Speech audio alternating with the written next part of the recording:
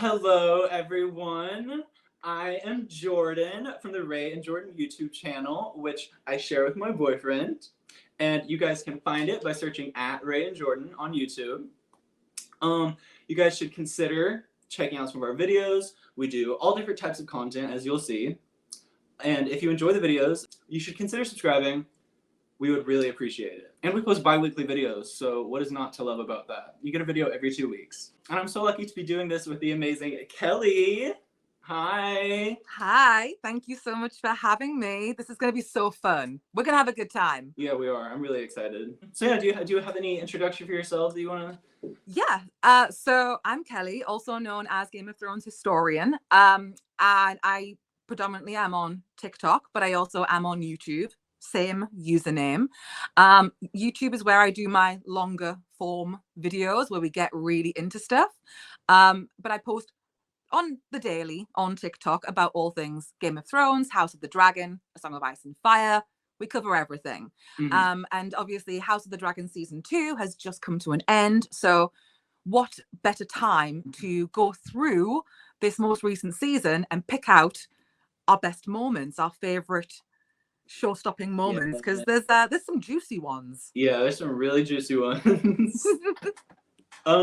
Yeah, so we ended up coming up with 14, I think, was it? Mm-hmm. Yeah, so we're going to kind of split them down the middle, do the first 14 with you on your channel, and then the other 14 with me on Ray and Jordan.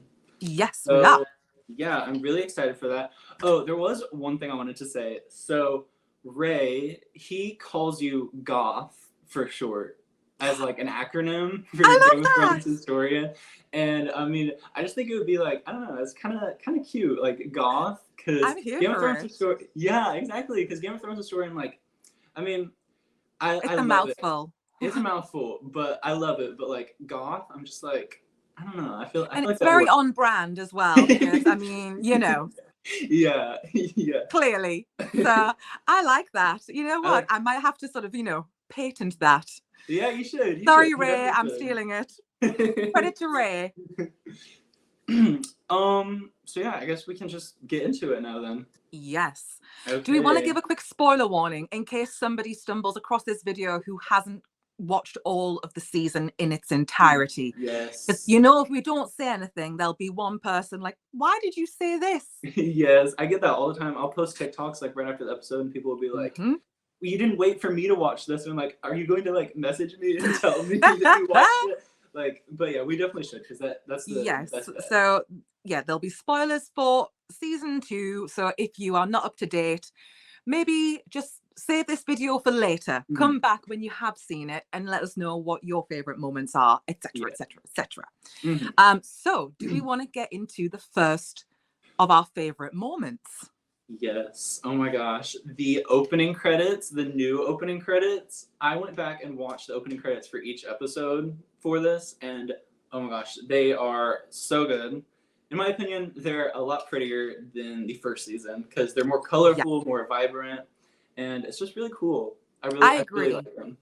I agree. I wasn't expecting new credits, and it felt like a little treat, and it's something where it ties all of the history together. It lets everyone know, how did we get to this point?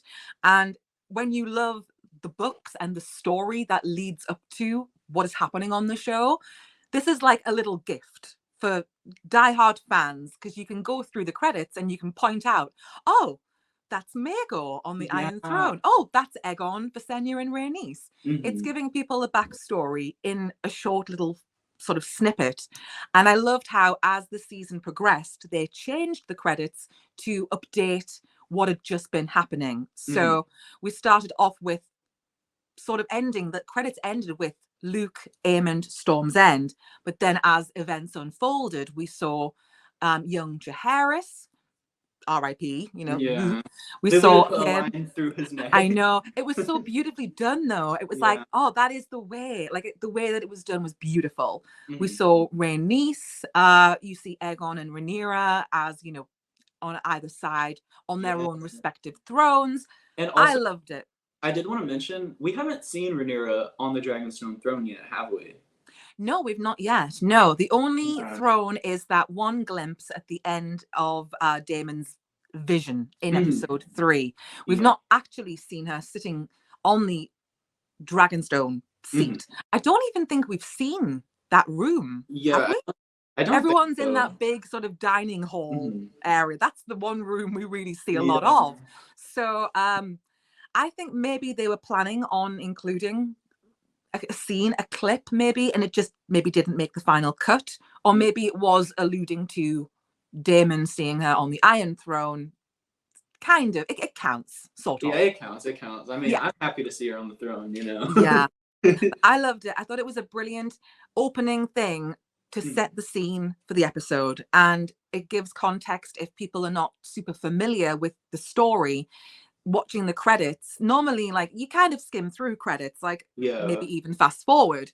But Yeah. this show and Game of Thrones always knocked it out of the park. And it's just an Mhm. extra little Easter egg to set you up for the episode. So that was one of my highlights.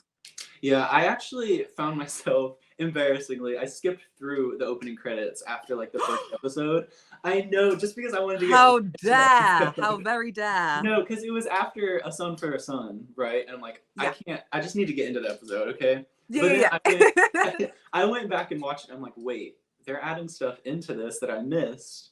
And yeah, I'm so happy I went back and watched it because it is just amazing. I loved it. Yeah, I think I will do an updated video because I did a video at the beginning of the season about the credits, and I think it would be nice to do an updated one, seeing where we came at the end by episode 8. I'm going to make a note of that. Okay. Okay. Also, if they like, I need somebody to make that tapestry or like weave it together and actually Yes. sell it, because I would put that up like in my living room. Oh my God. I need that. Yes. Couldn't agree more. Like, I've got the space right there. This Yeah, you ugly door that is just like hasn't been painted in years. We need this area covered up with some nice tapestries. I wouldn't be surprised if people did that, and if they sold them, I would buy that. Yeah, me I'm too. I just mean, saying. all that handiwork going into it, though. I mean, it'd probably be, pretty expensive. Yeah, But I mean, but it's gorgeous. yeah, it's gorgeous, very much so. Yeah, that's pretty much all I have to say for that one. Okay, so that was our number 1. Okay. So the second one on our list. Yes, is Otto Hightower getting fired and then dragging Aegon. Aegon just putting him in his place and telling him, "You are so stupid." I loved it. It was Me just, too. it felt so real because the way that Rhys Ifans played it, that was everyone. We were all Otto in that moment. Like, Yeah. are you kidding me? Are you being serious? That look that he gives him, he's just like, And when he shakes his head. smirks, when he's like, oh, oh, Yeah. that's what you think. And then he just, I mean, first of all, like, we'll set the scene. Kristen Cole is right there. Otto Yeah. is not a fan. It's not a friendly situation. There's tension in the room. And then Aegon, he's in a world of his own. He's in his Delulu era. He's all, let's go fight the war. He doesn't even know what's going on, though. Yeah. Oh, how the tables do turn. He hasn't got a clue what he's talking about. Like, this is grown-up stuff. And Aegon is not there yet.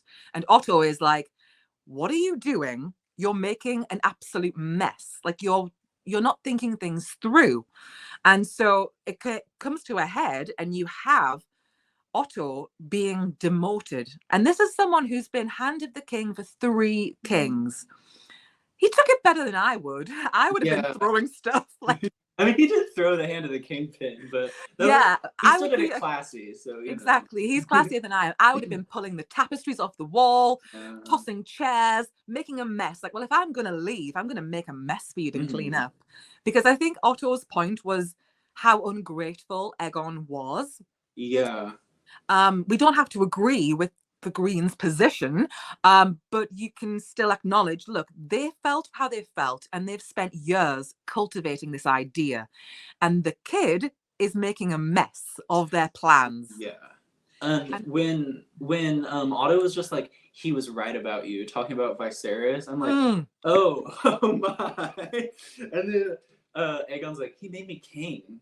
And and Otto's just like, is that what you think? Oh, he gagged him. Like, I was embarrassed for Aegon. Yeah. Stop talking. Shut up. Don't say anything. Just stop. Take the L, because Otto, he has like different sides to his character, and one side is he will cut you to the white meat. Like he will go in. He has a sharp tongue, and you don't want to mess with him. He's like one of those people where you want him on your team, not against you.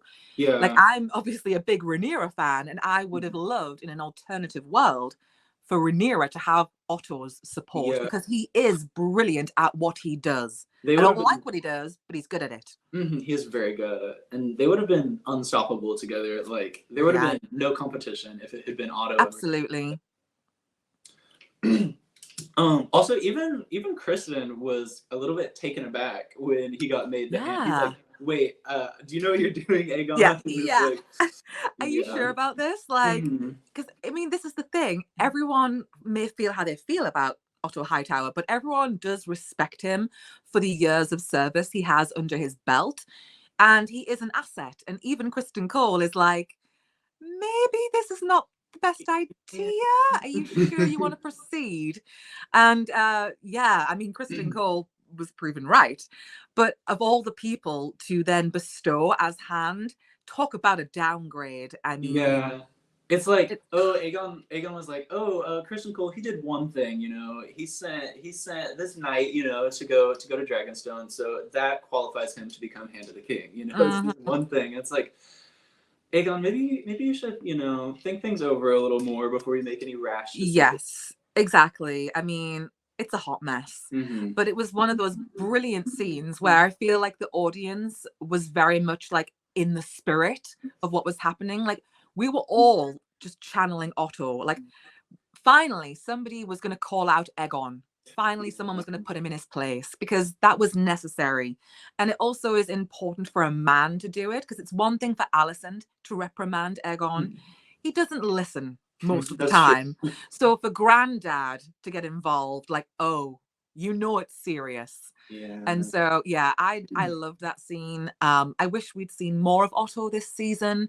I feel like he is a brilliant character in this story. I just love everything from his facial expressions, just everything he does, the little inflections. He's a brilliant addition. Yeah, it's like every scene that he's in, he steals the scene. My eyes are always on him. Yes. There's like multiple other people in the scene. I'm like, I want to watch you because you are I agree. perfect.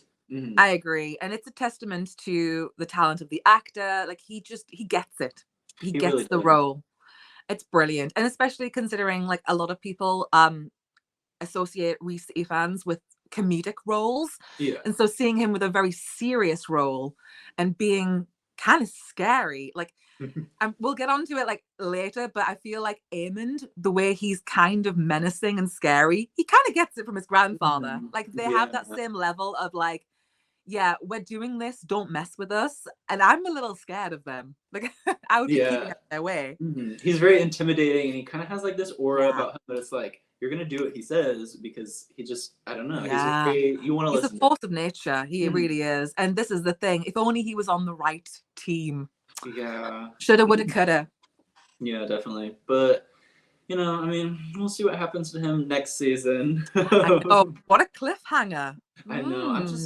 I've seen people talking about that cliffhanger. I'm a little confused about what's going on. I've seen multiple different theories and everything. Yes. I'm not too sure what, I mean, I feel like I'm getting on a tangent here, but I'll bring it back. But yeah, I mean, they've set it up very well. So we know he's alive. That's something.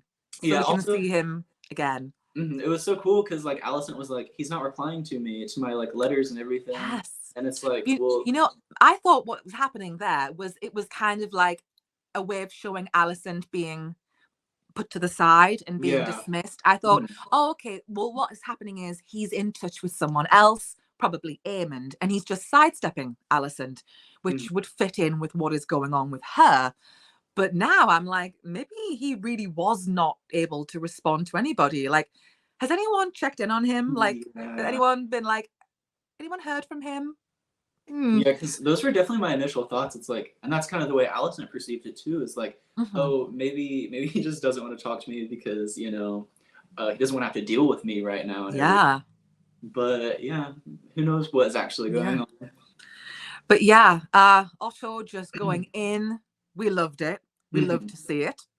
Should we move on to our third item on the list. Oh, by I the way, I don't think suppose. these are in any particular order. We're just Yeah. kind of running through. This Mhm. isn't like, this is number one, this is number whatever. We're just sort of running through our favorite moments. Yeah, we're not ranking them or anything. We're not ranking, no. So our third item on the list. I don't want to talk about it. Do you want a moment just to sort of Yeah. woosah and bring it all in? Yeah, if I'm gonna relive that, I need to just bring it in. So the next item on our list is what I am now coining a Cargyle Bowl. Sir Eric and Sir Eric. I love that. I love that. This was really good. This was impactful. I mean, I knew it was coming. I didn't expect it to be as intense as it was. Like, I was just bowled over. So you've got Sir Eric allied with Rhaenyra. He risked his life to escape the capital. He brings her the crown. I swear to ward the queen. Brilliant. Sir Eric is over in King's Landing, and Kristen Cole doesn't really give him much choice. He says, you're going to have to go to Dragonstone and, perform some kind of devious maneuver here. He gets there, Massaria clocks him, and she runs back into the castle and raises the alarm, but not before he finds Rhaenyra's chambers. I've got to say, one little detail that I loved is when Sir Eric is making his way through and he almost crosses paths with his brother.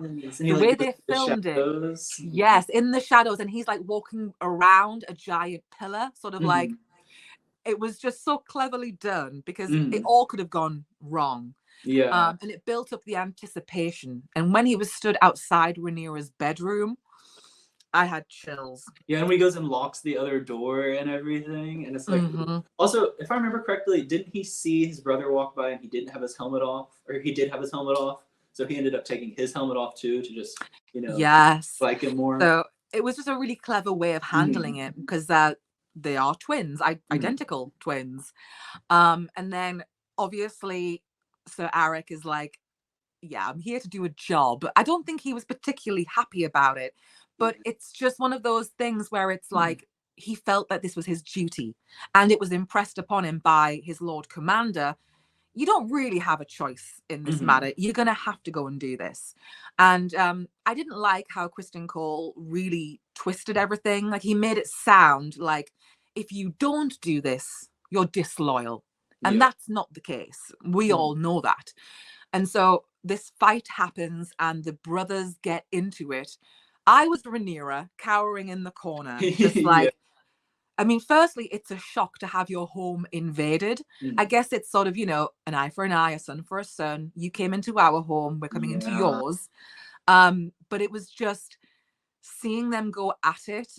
And there was a reluctance between the brothers. They didn't want to be doing this. And it was heartbreaking. And this is the story of the Dance of the Dragons. It goes from being the royal family and it filters down to the regular people. Like, imagine if, their mother and father was still alive and their sons are fighting each other. Like, and this is going to be a theme going forward. You're going to see family versus family. And it's horrible because that's never a good omen. And you're starting to dabble with kinslaying. And it's not good. Yeah, because it's like when he was sent to Dragonstone, he knew he had the potential of seeing his brother or running into his brother. But he still went anyway because, I mean, Kristen Cole kind of forced him into it. And it's like, I don't know, that's a lot to just have to deal with, seeing the person that you grew up with. That you share the womb with. Yeah, you might run it's even deeper. And like, you're his enemy basically. Like, you have all these memories together and everything, but you're on separate sides. And it's like, I don't know, it's a lot to handle. And like, there are more side characters, but it's like they're so complex and layered because of all of that. And it's like, it just makes you really feel for them. I agree. It's a very meaningful part of the story because yes, you have Alicent, Rhaenyra, Aegon, Daemon, all of those big names, but there's also other ways of showing how this war affects people. And Eric and Eric, that was a brilliant stroke of genius by George R.R. Martin to include brother versus brother. I loved it. And the final sort of moment is if I'm getting it right, I believe it was Sir Eric who was the last one standing. Like it's hard to tell because they were both dressed the same.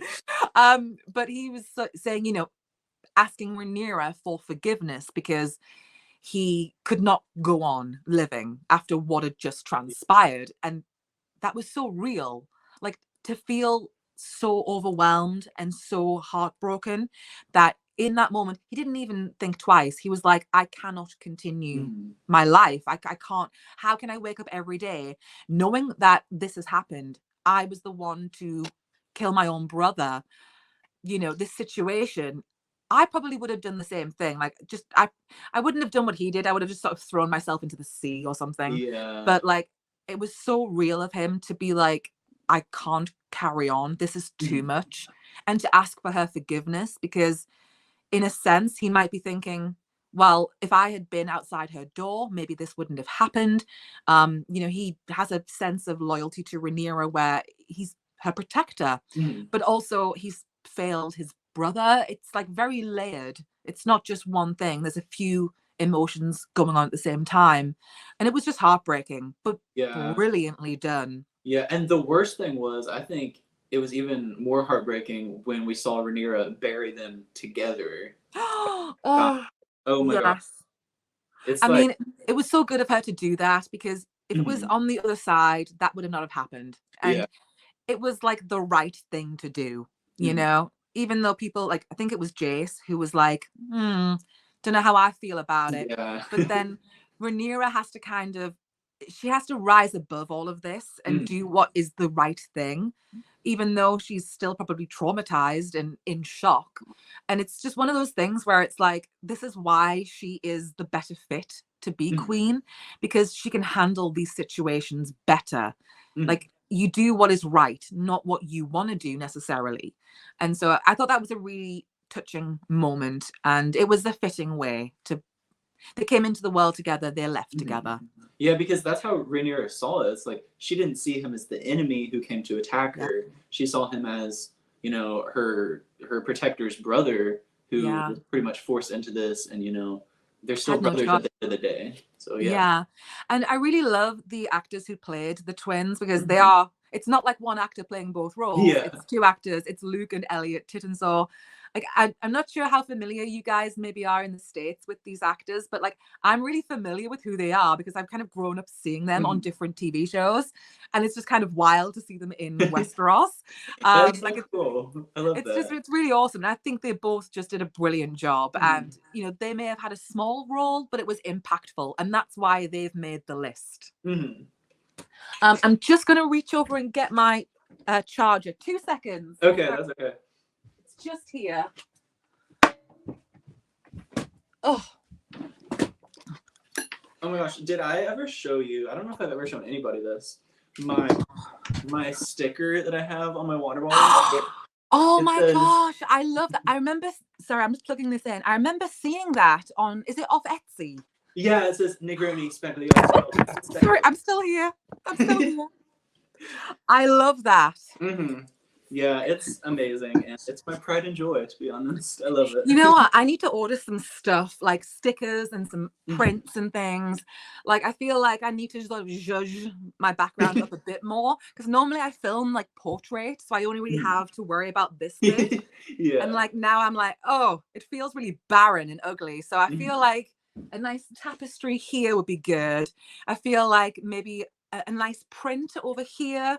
Maybe some stickers. We'll see. There are so many good prints. Like, I see the best fan art of like Daenerys and stuff, and I'm like, yes, I just want like a giant portrait of that I can just hang up because like, above the mantelpiece. Yes. It's just, oh my god, there's so much A Song of Ice and Fire stuff merch that I want to buy, but my bank I've been getting sponsored ads on Instagram, and I accidentally clicked on one of them, and now I keep seeing more, and I'm like, I want all of this stuff, but I'm trying to be good and save my money, and I'm like, but it's so cute.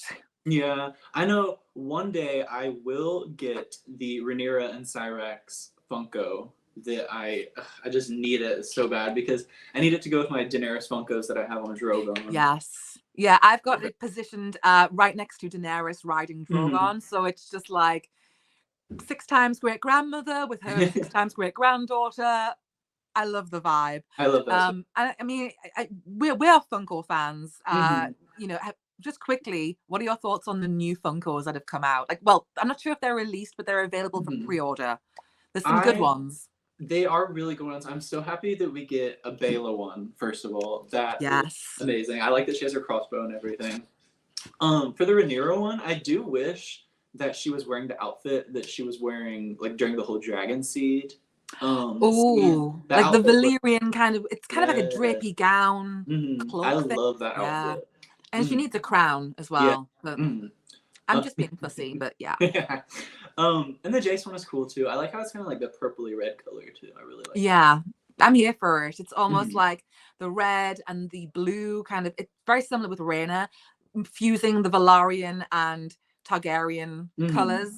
And so I think I would like to have seen, like, if we're going to get Funkos for the crab feeder, why can't we have one for every cast member? Like, if we're going to do that, I want the little dog. Like, yes, oh my god. Like, is he going to be on the back of a dragon with Hugh Hammer? Like, what's going to happen? Like, where is the dog? I would buy that Funko.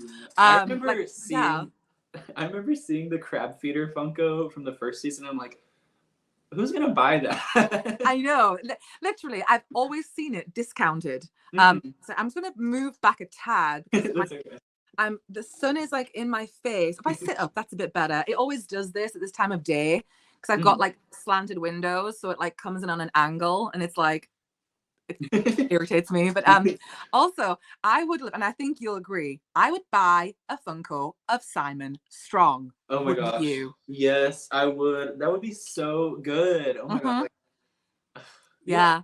It makes sense. Like if they're going to have a crab feeder one, I feel like Simon Strong was a prominent enough character that they can have one for him too. I agree. Like really, who was behind the idea of the crab feeder?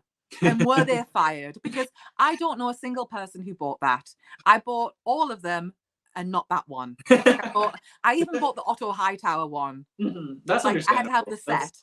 But like, no one's buying the crab feeder. Someone got fired that day. Like, who put the order in for 10,000 of these? Like, maybe it was a mistake. Maybe maybe it was just a design, and they accidentally pushed the design through. But I don't know.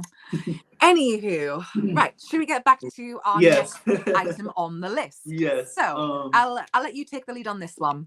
Okay, it is Rhaenys dipping Meleys's wing into the sea. Like a nod to her husband, to Corlys, him being Lord of the Tides, his love of the sea. It was just sort of a little kind of a goodbye moment, really. It was just a beautiful touch. And like, I didn't even notice it on the first watch through, and then I went back and watched it, and I'm like, me too. Oh my gosh. Wait, this is like genius. Some of the like foreshadowing and everything that they do in this season is absolutely insane because it's so small and subtle you wouldn't even notice it. And that's the best moments I find. And when House of the Dragon is at its best, it's when they have these little Easter eggs that tie in with the story and they make sense. Because like for people who may not be fully aware, I mean, Rhaenys, she was the eldest of the grandchildren. She could have married within the family. And from what it seems like, she chose to marry Corlys Velaryon off her own back. Because a lot of people have said to me, why didn't Rhaenys marry Viserys? Which is something that was very likely, really. Like a lot of people may have thought, put the cousins together. That's what the Targaryens do. Targ's gonna Targ. Exactly, Targ's gonna Targ. And she chose to marry Corlys and arrived to her wedding on the back of Meleys. So her and Meleys are tighter than tight. Like they're almost one person because she's been with Meleys and known her all her life pretty much. Like since she was a girl, a teenager. And when you look at like everyone around Rhaenys, I mean, I think the only person who maybe she's known longer is maybe Daemon because, he's her cousin. He's not, that far behind her in terms of age, but Meleys has been her constant companion throughout everything, throughout being passed over, the queen that never was, all of the things that have happened, like her children being passed over, losing her children. Meleys was always there. And so for her to go out in style with her dragon, it was totally befitting of Rhaenys. It was just so beautifully done. And it really was. yeah, Did you see that behind the scenes photo that just came out I of her? did. Now, for anyone who hasn't seen it, there is a clip going around, a photo of Eve Best, who plays Rhaenys, on the ground, having fallen from the sky, clearly not alive anymore. Yeah. And, you know, that is sort of the remnants of the battle, which does mirror the artwork that is included in Fire and Blood. You see Melly's just sort of the ruins of the dragon and the charred body of who they believe to be Rhaenys curled up beside her. So I thought that was a smart thing. Maybe they didn't have time and that's why they cut it. I'm not sure. I don't know either. And I also wonder, I'm not sure if this is true, but we saw there was a still of Baela screaming. Now, it could have been her screaming at Kristen Cole, you know, when she sort of chased them. But someone on Twitter said, what if it was Baela at Rook's Rest and she saw this? Oh my gosh. Maybe she came late and they just cut that. I'm not sure. It may be something totally separate. But that would make sense because Baela and Rhaenys were very close. So, yeah. Yeah, I don't even get me started on that whole scene. I do wish, however, that they had like spent a little more time mourning Rhaenys, because yes, why did we not get a funeral? Because someone commented the other day, and it didn't even occur to me till I saw this comment, and I'm like, oh my god, we did not get a funeral. Why not? And so there is moments where I'm like, okay, House of the Dragon is brilliant, like doing these little moments that are great. But sometimes they don't always follow through all the way. Like the completion really should have been just a quick funeral, a short 30-second edit. We could have had a little something. Yeah, it would have rounded out a lot more and just like made it feel more full and everything. Yeah, I agree. So that's kind of a shoulda, woulda, coulda. But anyway. Okay. So yes, that was number 4 on our list was Rhaenys and Melly's Rook's Rest.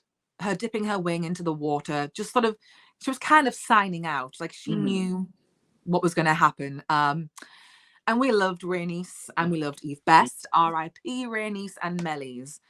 Now, our next point on our list is something more positive concerning a dragon. It's a good moment. We went from very sad to a very good moment. And we are referring to Adam and Sea Smoke. Yeah. What do you think of this one? Take it away, Jordan. I absolutely love this. Adam is one of my favorite dragon riders, one of my favorite Rhaenyra supporters. Me too. Clinton Liberty, I know you got some comments from him and everything. I know. How amazing. Insane. Oh my gosh, that's insane. Isn't he just the nicest guy to join this crazy universe? Like, we are so lucky to have him. He seems so genuine with the fans. He's just happy to be there, and I love it. Yeah. All the behind the scenes stuff, and I'm like, thank you for this. I'm living vicariously through his camera roll, where he's taking photos with everybody, every cast member he's having a selfie with. I love it. Yeah. And it's like he's having the time of his life. And why wouldn't he be? Like, I think he's fabulous, and I think he's perfect as Adam. He really is. And also, not to mention, didn't he say that he had been watching your videos since before he started filming? I would have just before, during, and after. And I'm like, what did I say? I mean, I'm thinking about like, I didn't say anything bad about Adam. I'm like, no, I love Adam. I would never. I mean, I kind of like, part of me can't even really believe that to actually be a thing. I'm like, maybe he's just being nice. But if he actually has, that's kind of amazing. Because, you know, obviously I'm a huge fan of this story and I put a lot of time into my content. That was really, really cool. It was just a really nice moment. And he didn't even have to say anything. He didn't have to take the time. The fact that he did, I mean, I'm going to be talking about how fabulous Clinton Liberty is long after House of the Dragon. Like, he can do no wrong in my eyes. And I think what is really interesting is he has come into this with a really good approach. Like, he is so, I don't know what the word is. Like, you can sense how happy he is to be doing this really fun role. He's not taking it too seriously. He's having a good time with it. And he's interacting with the fans. And what's really awesome is we've only really got a few moments here and there with Adam. Not a lot of time. But when we have interacted with this character, it's always been brilliant. Like It really has. absolutely fabulous. I was gonna say something. Oh, yeah, it's just I love how he posts fan art of Adam too. He reposts it on like his Instagram story and stuff, and I'm like, that is literally the coolest thing because like I don't know if I was in his position, I would be looking everywhere for fan art of my character. I would be Yeah. like, I want to know what everyone is saying positively because Yeah. you know there's some sides it's like you don't want to get Yeah. into. But I've Mhm. not really seen anything negative about Adam, which is really good. Yeah, I mean, the only thing I saw, it wasn't pertaining to Adam and to Clinton Liberty. It Mm. was pertaining to Abu Bakr Salim, who plays Alan, and it was Mhm. before the show aired, and it was kind of like, I mean, it was racist comments, and I feel like if we're gonna we need to kind of just address it quickly because it was like people had an issue with them having black actors playing the Mhm. different members of House Valarian.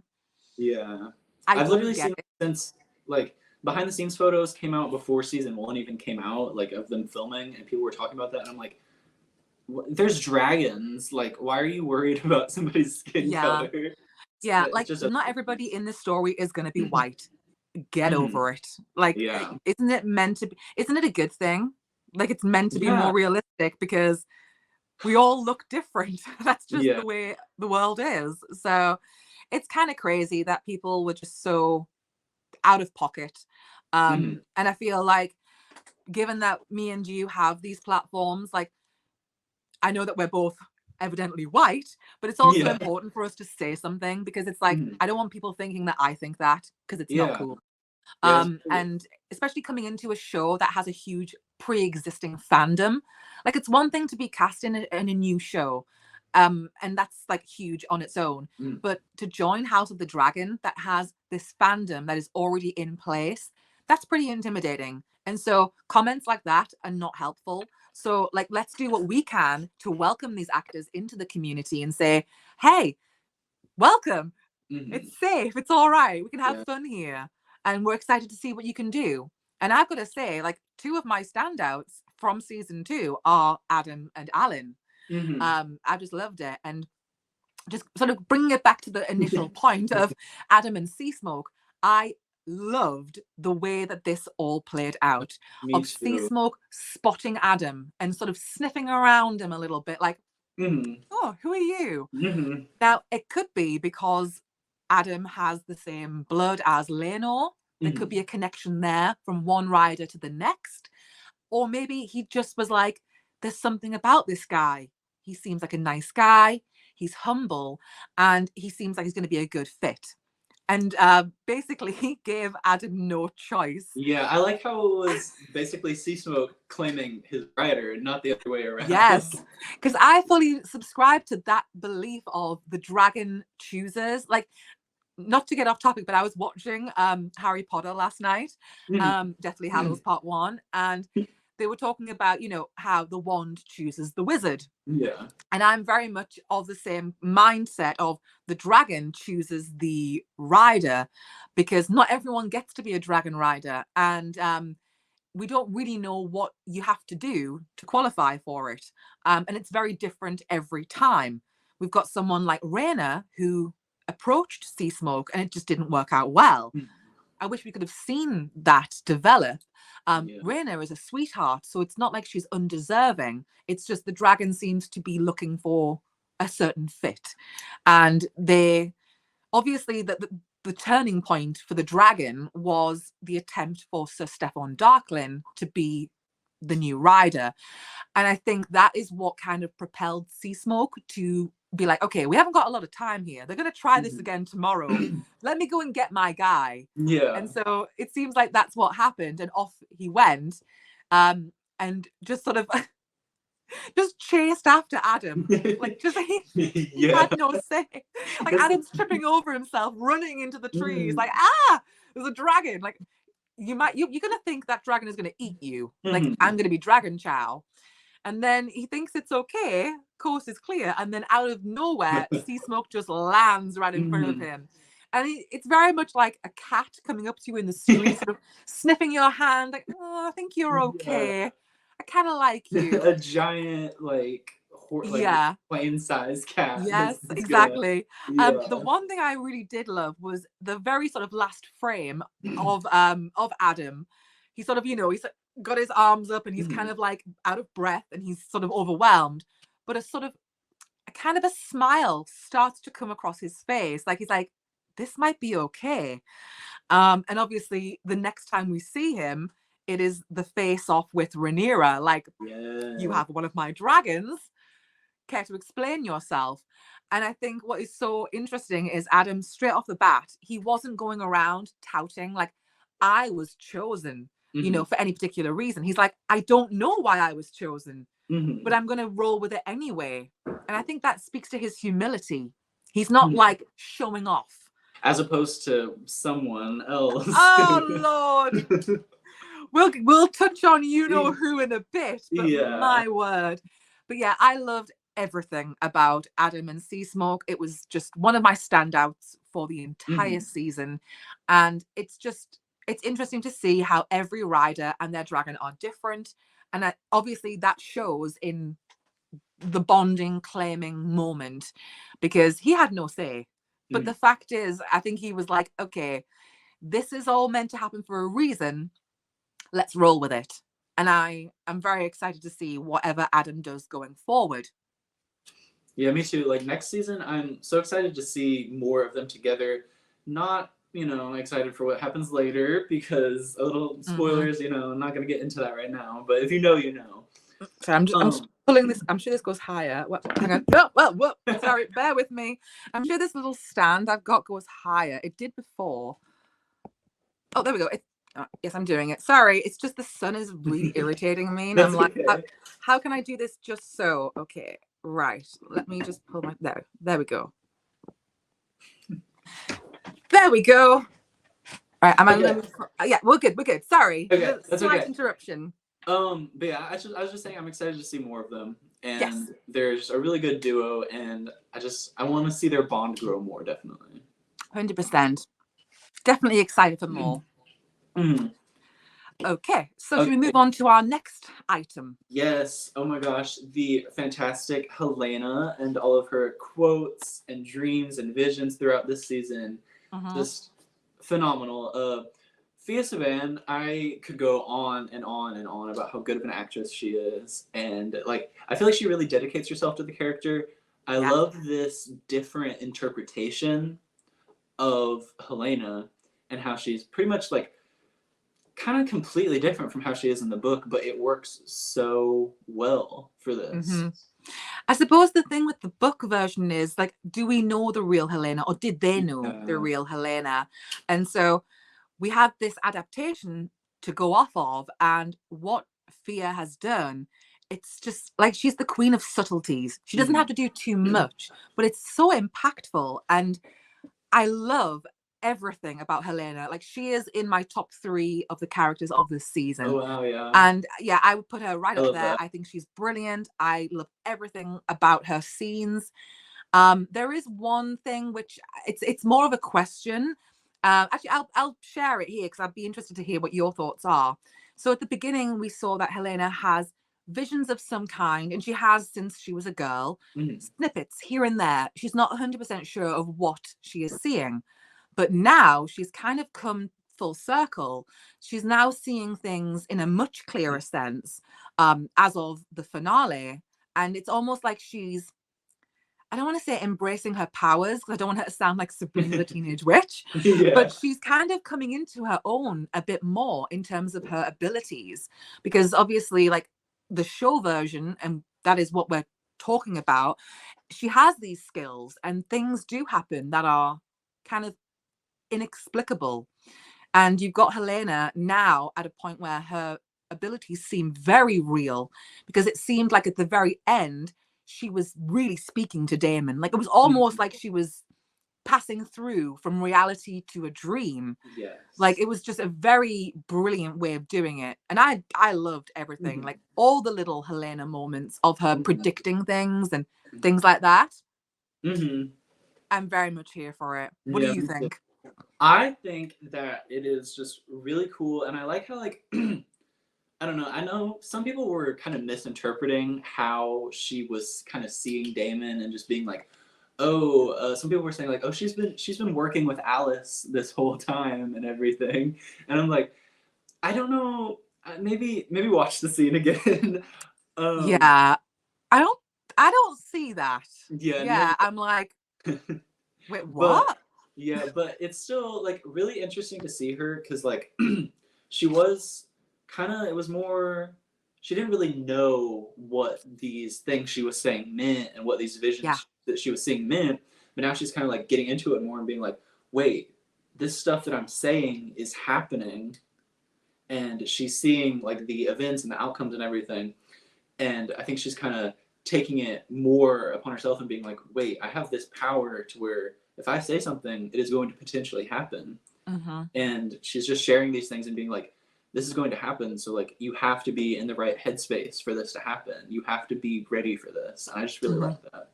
Yeah, I loved Helena just throughout. Helena is one of the good ones. Like it's a instant red flag if someone does not like Helena. I'm like, it's not like we have, it's not a golden rule where we all have to like the same characters, but you have to like Helena. That is actually a Yeah. rule, I find, because Mm. it's very weird if you don't. Yeah.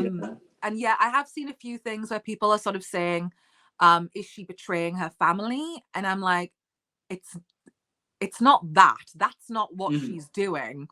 But also there's so many issues going through Helena's mind because she obviously has had some kind of foresight of Aemond and Aegon, like she knows what he did. And also, let's not forget how this all began with Aemond at Storm's End. And then Helena is the one to deal with the consequences. It's her Mm. child that they come for. And so she's not betraying her family. She's got a vested interest in protecting her family and doing what she can. She's warning Aemond, you're on a bad path. That's not Helena betraying her family. If Mm. anything, she's trying to help him. Yeah. So that's my 2 cents on the matter because, yeah, you can't criticize Helena. It's Yeah. not allowed. It's not allowed because No. she is perfect and she's innocent, and like she literally said, I don't want to burn anyone. You know, she doesn't want to hurt anyone, Mm-hmm. right? She doesn't want Yeah. to be part of this. She was happier before she was queen. It's like she's just Yeah. Oh, thrown that into broke my this. heart. Yeah. Yes. Oh my god. I think Helena, after what she's been through with that riot as well, like she is really a girl on the edge. Hmm. And also all of these things that are happening, the things that she is seeing, I I don't know how many people around her believe her or how many think, oh, that's just Helena, that's just what she does, head in the clouds. When really it's like obviously a very intense situation. And it does seem like she's getting more of a handle on what she can see and all that kind of stuff. But it must be hard for her because she has no one to talk to about any of this stuff because nobody around her really believes in like prophecies and dreams and everything. Like the people that the high towers are surrounded by, they don't really put much stock in this kind of stuff. And so I think Helena is in a very kind of lonely place. Like Hmm. she's like, what do I do with all of this information? And it's like, if I was in her shoes and I was seeing bits and pieces, my worry would be, well, what if I've seen something and I've not realized how important it was? And then someone gets hurt and then I feel guilty because I maybe could have done something. So that's a lot of weight on her Hmm. shoulders. And that's why Helena gets a pass every time. Hmm. Every time. She can do no Yeah. wrong. I did see somebody say that like, based off the show, it seems like every character from Team Green is going over to Team Black, and it's like, Allison, Helena. It's like nobody Yeah. wants to be part of that anymore because they're realizing how toxic it is. Mm-hmm. Yeah. Yeah, absolutely. Everyone on Team Green. I mean, both teams have their problems before we Mhm. get people in like, well, Team Black have this, this, and this. Yes, everyone has problems, but the Greens are they're in a mess. Mhm. Nobody seems to like each other. Like no Yeah. one. So it's a mess. Mhm. But yeah. Okay, so moving on, Moving I just on. sort of a cute little segue into our next point. Another highlight of the season. This time it is somebody who is aligned with Team Black. The person in question is Lord Oscar Tully. Yes. Can we have a moment for Oscar? Yes. Just what a showstopper of a character. Mm-hmm. Where do we even begin? I mean, he's been so well received this season. Mm-hmm. Everyone is raving about that scene between Oscar Tully and Daemon Targaryen. Yes. Take it away. Also, I just want to say it is so funny that like this era of the Tullys are named after Muppets.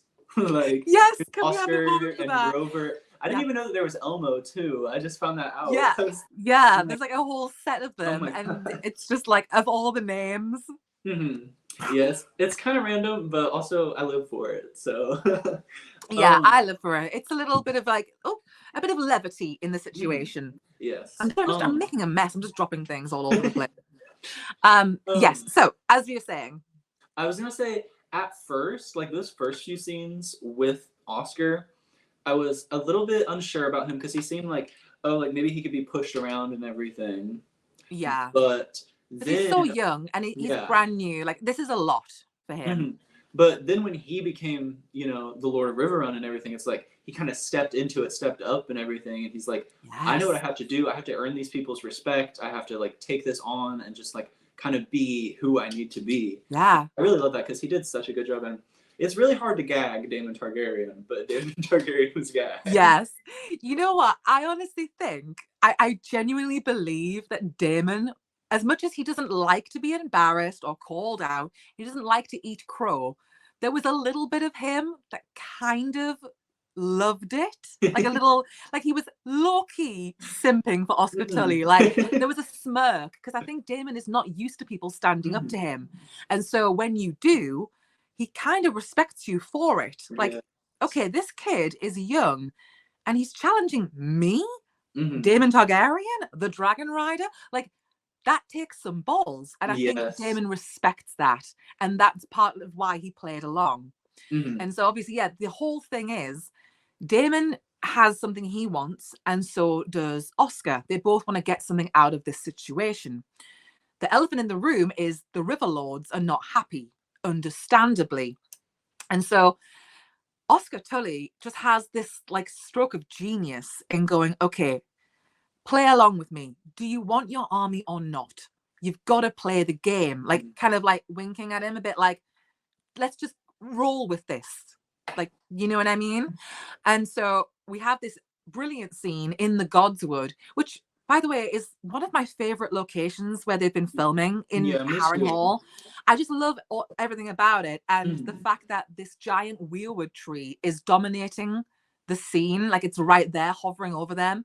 And I don't know if anyone like knew this or not, but the face that was carved in, I know you know. Yeah. I know, I mean, of course, Jordan knows. It was modeled, the face that is carved was modeled on none other than George R.R. Martin himself. Mhm. I mean, I don't blame him. Like, if I was him, I would Mhm. be like, can I get in on this? Like, yeah, I would Yeah. love that. Well, he has a very like wise and like ancient looking face. Yeah, Like a he's full of grandfather kind of knowledge. face. Yes. Yeah. Mhm. So it worked perfectly. Yeah, that's just another little tidbit that was chef's kiss. Mhm. So I loved that. And then so you've got this scene unfolding and it's kind of like they're having to just go through the motions because there's an end goal. So let's do what we need to do. It's kind of performative in a sense. Like, Mhm. let's just go through the motions. And so Oscar drags Damon publicly, and you know he doesn't mince his words, which Yeah. I love. He's And loathsome. exactly, like he's like, none of us like you. You know, we're doing what we're Mhm. doing doesn't mean we're co-signing anything you do. And it was a humbling moment for Damon, a moment he needed. Mhm. It was a long time coming, probably decades in the making. Because I don't think many people do stand up to him. Yeah. But that's the thing.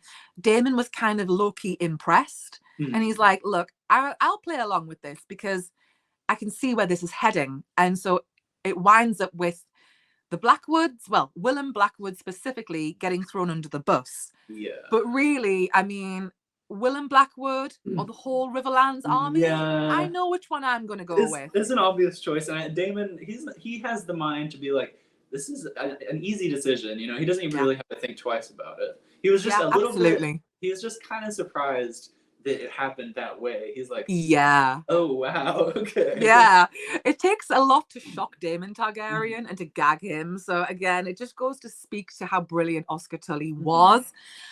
Just absolute showstopper. And it all worked out for everybody well, apart from one guy who lost his head, everybody else was a winner. Yeah, But everybody else kept their heads. So yeah, it might be working in our favor because we might meet another Blackwood, or hopefully two new Blackwoods that we've not met in seasons 1 or 2. Hopefully, as the season goes into season 3, I'm hoping that we meet can't get my words out today, Alysanne Blackwood and Benji Blackwood as well. So maybe that was a way to get rid of Willem in order to segue into other people who are a little bit more loyal, shall we say. Yeah. And I also wanted to shout out when Oscar said to Willem Blackwood, like, okay, you did what you did, and yes, it was on Daemon's orders, but you did it because you wanted to. Yeah. And I thought that was important as well, because that is a reason why they were so like eager to go after the Riverlands and to do what they were doing. And so I'm glad that he called him out for that specifically as well. Yeah, he wasn't doing it just because it was his job. He was doing it because, you know, he had some feelings for them. And was you know, actually, the way you've just phrased that, it just made me think, if he was doing it just as his job, like just following orders, he might have survived. He might have kept his head. Because you can kind of understand rationalizing that situation. Like, oh, you didn't have a choice. Well, the way that it played out, you had a choice and you were loving it a bit too much. And so the way the cookie crumbled, it's like, okay, maybe if you hadn't been so eager and so like happy about it because you have a beef with House Bracken, maybe he would have kept his head. Possibly, maybe not. But it's just an interesting little thing about how you handle yourself and the repercussions. Yeah. So. I mean, I feel like he definitely could have like reeled it in a little bit more if he didn't have that pre-existing beef. It wouldn't have led him to just like take out all of his anger and like be so kind of just like out there with it. Yeah, it was almost like that was a moment that he was waiting for, and he relished it a bit too much, and it backfired. So, okay, so that was the 7th one. Yes. So do you want to do a little outro and then we can... It's not goodbye because we have the second part and everything to talk about. So we ran through our first 7 favorite moments, and the good news is that's not the end of the video. We do have 7 more moments that are just as juicy as the 7 we've listed. So what we're going to do is we're going to split the video in 2, and the first half will be the 7 we've just discussed, what you've just been watching, and what you're going to want to do is keep following for the second part of the video. So am I right in understanding the first part is going to be up on my channel? Is that what we're doing? Okay. So and also we're talking in live terms right now. For each video, we can have like links to each other's videos in the description. Yes. So So what this video is a collaborative effort between myself and Jordan. And the first part, obviously you guys are watching it and it's on my YouTube. And the second part, which we're about to get into, you will find over on Jordan's channel, which is Ray and Jordan. And so this is a way to give everybody a bit of a moment. We can all kind of, you know, give each other a shout out.